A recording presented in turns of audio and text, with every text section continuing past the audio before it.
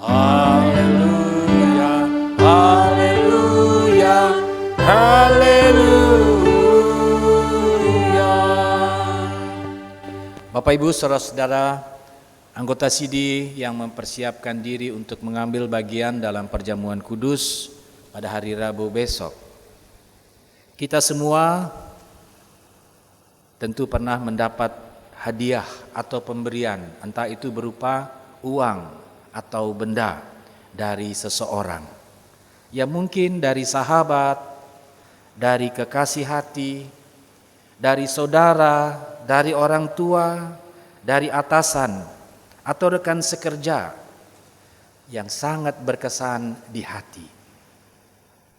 Kita hargai itu sebagai pemberian, kita syukuri, kita terima dengan sukacita.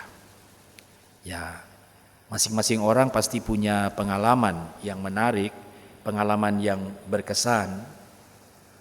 Kalau saya ya jujur, sangat mensyukuri, sangat berbahagia saat menerima hadiah dan pemberian, terutama ketika mengakhiri satu masa di satu jemaat sesuai dengan waktu mutasi atau pindah. Saya ingat waktu sebelum di sini, ketika menyelesaikan tugas di Jemaat Koinonia Kuanino Kupang, mereka mengungkapkan pemberian sangat banyak. Saya ini dari rayon 1, minta maaf, saya tidak bermaksud untuk kasih tahu kok Bapak Ibu majelis kok siap hadiah, minta maaf, tidak, saya tidak bermaksud begitu. Hanya saya mau cerita saya betapa berkesannya. Saya punya jari ada 10. Ini jari ini 1, 2, 3, 4, 5, 6, 7, 8. Yang free dari cincinannya ibu jari saya. Belum lagi dong gantung kalung selendang. Nah, sukacita itu sungguh berkesan. Bukan karena itu barang, bukan. Tetapi ungkapan hati yang saya alami. Teman saya bilang, ini dia mesti dikawal, dia menggila begitu teman pendeta. Bapak Ibu saudara-saudara, setiap kita pasti pernah mengalami sukacita. Layaknya seperti orang yang menemui hari ulang tahun. Kalau anak-anak kita, besok mereka mau ulang tahun, ini malam ada yang tidak tidur. Mereka pikir dia pun bapak mama Ani akan kasih apa. Dia pun bapak mama kandung kasih apa pada waktu ulang tahunnya. Apalagi yang bilang sweet 17. Ulang tahun usia 17, pacar juga pasti akan kasih. Nah, sebagai warga gereja Masih Injili Timur, Bapak Ibu saudara-saudara, tanggal 31 Oktober nanti, kita juga akan menemui hari ulang tahun, hari sukacita, hari reformasi sekaligus hari ulang tahun Gemit yang akan kita rayakan. Ada banyak jemaat memilih hari ulang tahunnya pada tanggal 31. Sedangkan jemaat diaspora nanti pada tanggal 4 November akan menemui hari ulang tahun yang ke-14. Melalui PRG kita juga turut merayakan juga kesempatan itu kita gunakan untuk menerima seorang pendeta hadir. Dan nanti tahun depan di bulan April saya juga akan mengakhiri masa tugas secara organisasi di jemaat Gemit Diaspora pada bulan April. Usia pelayanan saya sebagai pendeta atau menjalani kependetaan 30 tahun. Tanggal tabis itu tanggal 9 Februari. Bapak Ibu saudara-saudara kekasih Tuhan, walaupun ada banyak pergumulan di dalam kehidupan yang kita jalani dalam hari-hari, minggu, bulan, juga ada tantangan, hambatan yang menghadang, terutama menghadang gereja dalam pengembangan pelayanan, terutama di jemaat diaspora. Kita juga tidak bebas beribadah. Sebelumnya kita tahu, bukan hanya sebelumnya, sampai sekarang juga, ancaman virus corona belum juga berlalu. Kita juga dihantui bahaya tertular virus cantik yang bernama corona itu, yang kita tidak tahu ada di mana. Nah, sementara gereja Tuhan harus berjuang, harus menjaga, merawat kemurnian ajaran yang berdasar pada Alkitab, sola scriptura. Sebab ada banyak ajaran di luar gereja yang nampaknya sangat menjawab kebutuhan, tetapi tidak alkitabiah.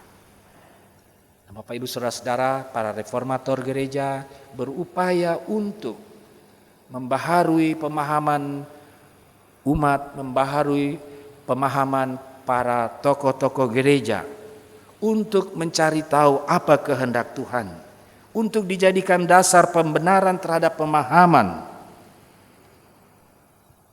seturut dengan kehendak Allah. Sehingga apa? Sehingga firman Tuhan dimurnikan, ajaran yang menyimpang tadi dimurnikan.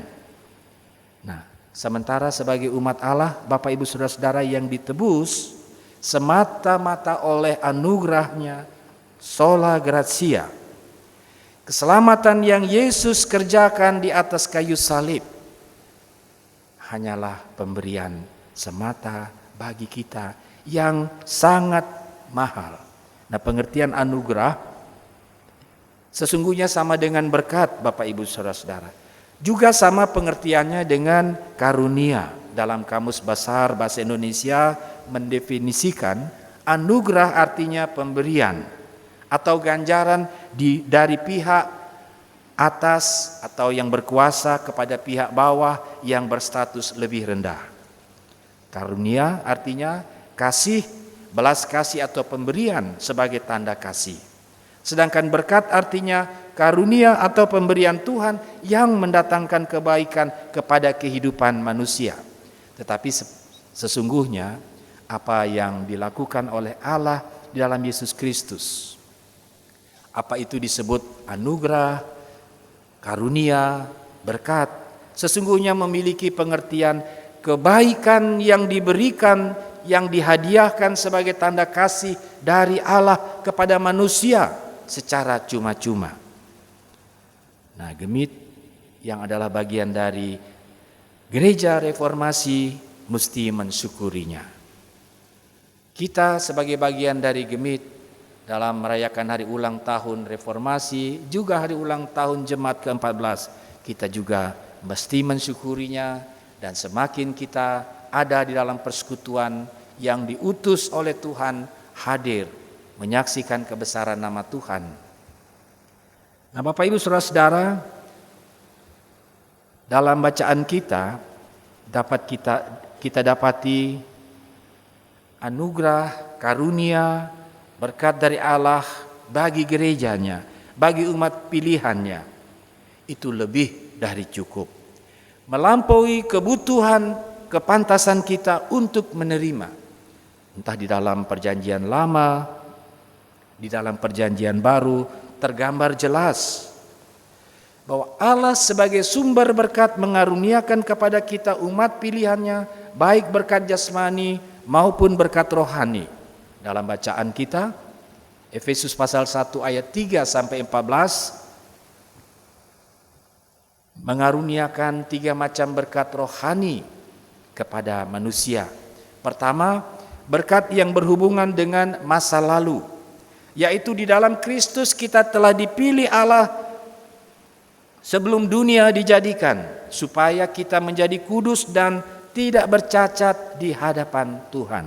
Ayat 3 dan ayat 4. Yang kedua, berkat yang Tuhan berikan berhubungan dengan masa sekarang, yaitu kita diangkat menjadi anak-anaknya di dalam ayat 5. Lalu kita juga mendapatkan pengampunan di dalam ayat 7. Melalui kematian Yesus di atas kayu salib, kita memperoleh kemurahan.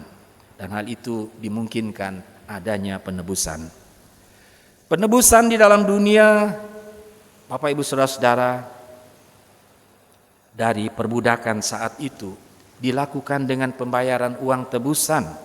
Kemarin dalam bacaan minggu kita mengikuti bagaimana Boas menebus Rut dengan sejumlah pengeluaran tanpa memikirkan untung rugi. Nah, Rasul Paulus menjelaskan bahwa kita umat pilihannya telah ditebus, telah dibayar oleh Kristus dengan darahnya. Darah Kristus menebus kita dari perhambaan dosa. Kalau kita baca di dalam pertama Petrus pasal 1 ayat 18 sampai 19, di situ mengatakan, sebab kamu tahu bahwa kamu telah ditebus dari cara hidupmu yang sia-sia yang kamu warisi dari nenek moyangmu itu, bukan dengan barang yang fana, bukan pula dengan perak atau emas, melainkan dengan darah anak domba yang tak bernoda, tak bercacat. Lalu yang ketiga, berkat yang berhubungan dengan masa yang akan datang. Dalam ayat 13 sampai 14 memberikan penjelasan tentang Roh Kudus yang dijanjikan oleh Allah akan memeteraikan kita menjadi milik kepunyaan Allah. Roh Kudus menjadi jaminan, menjadi garansi, agunan yang memberi kepastian keselamatan bagi kita, bahwa kita adalah milik Allah. Jadi Rasul Paulus mau menegaskan kepada umat di Efesus dalam suratnya bahwa semua berkat yang disediakan oleh Allah di dalam Kristus dikaruniakan kepada orang-orang pilihannya, mereka yang percaya yang ada di dalam Kristus. Nah, kekasih Tuhan, hidup sebagai anak-anak Allah di dalam Yesus Kristus tentunya bukan hidup yang bebas dari tantangan, dari kesulitan dan permasalahan. Sebab ada banyak tantangan, derita dan air mata yang dialami sebagai orang-orang percaya. Tetapi Roh Kudus yang Allah berikan dan berdiam di dalam diri kita akan menguatkan kita, juga akan menghibur kita supaya kita tidak mundur di dalam percaya kepada Yesus Kristus sebagai Tuhan dan Juru Selamat hidup kita, sebagai pewaris-pewaris kerajaan Allah. Roh Kudus akan berdiam, selalu mengingatkan kita untuk hidup di dalam Kristus ketika diperhadapkan dengan pilihan, ketika diperhadapkan dengan kekecewaan, sehingga kita tidak kehilangan hak warisan keselamatan yang Allah sediakan. Kekasih Tuhan, Roh Kudus juga berperan untuk menolong kita saat berdoa. Kita berdoa menyampaikan keluhan yang tidak terucapkan kepada Allah. Mungkin kita tidak menyadari, tetapi Roh Kudus sungguh besar karyanya di dalam kehidupan setiap orang yang mau memberi diri dan hidupnya kepada Tuhan. Hari ini menjadi hari persiapan bagi kita untuk mengikuti persiapan perjamuan kudus. Biasanya perjamuan sedunia itu dilakukan pada tanggal 5 Oktober atau 4 Oktober lah, yang melibatkan seluruh orang percaya di muka bumi bersama-sama merayakan perjamuan oikumene. Tetapi suatu dan lain hal kita undur sehingga akan berlangsung esok hari. Nah, kita bersyukur Bapak Ibu Saudara-saudara sebagai bagian dari gereja Tuhan mendapatkan hadiah yang paling indah, yang teramat mahal di dalam Kristus, ialah kita adalah orang-orang pilihannya, diangkat menjadi anak-anaknya, ditebus menjadi ahli-ahli waris kerajaannya. Kita dimeteraikan menjadi milik kepunyaan Allah. Dan Roh Kudus menjamin bahwa berkat yang Allah berikan kepada kita akan membuat kita mengalami sukacita. Lebih dari itu, Allah di dalam Yesus Kristus yang telah berkorban mengundang kita untuk ada semeja sehidangan dengan Dia di dalam perjamuan kudus. Roti perlambang tubuh Kristus, anggur perlambang darahnya. Kita diajak untuk sama-sama memperingatinya, sekaligus mengingat persekutuan sebagai orang percaya. Bukankah ini hal yang mendatangkan sukacita bagi setiap kita yang percaya kepada Tuhan? Sudah sepantasnya kita memuji kemuliaan-Nya, kemurahannya dengan mengisi hidup kita dengan hal-hal yang bermakna sebagai orang-orang pilihan Allah. Sudah sepantasnya kita menjaga perilaku hidup kita, tutur kata kita, supaya kita menjadi berkat di tengah dunia ini di mana kita berada. Dan kiranya Tuhan dalam kuasa Roh Kudus memampukan kita hidup sebagai orang percaya yang berkenan di hadapan Tuhan. Selamat menikmati perjamuan kudus semeja sidangan dengan Kristus. Amin.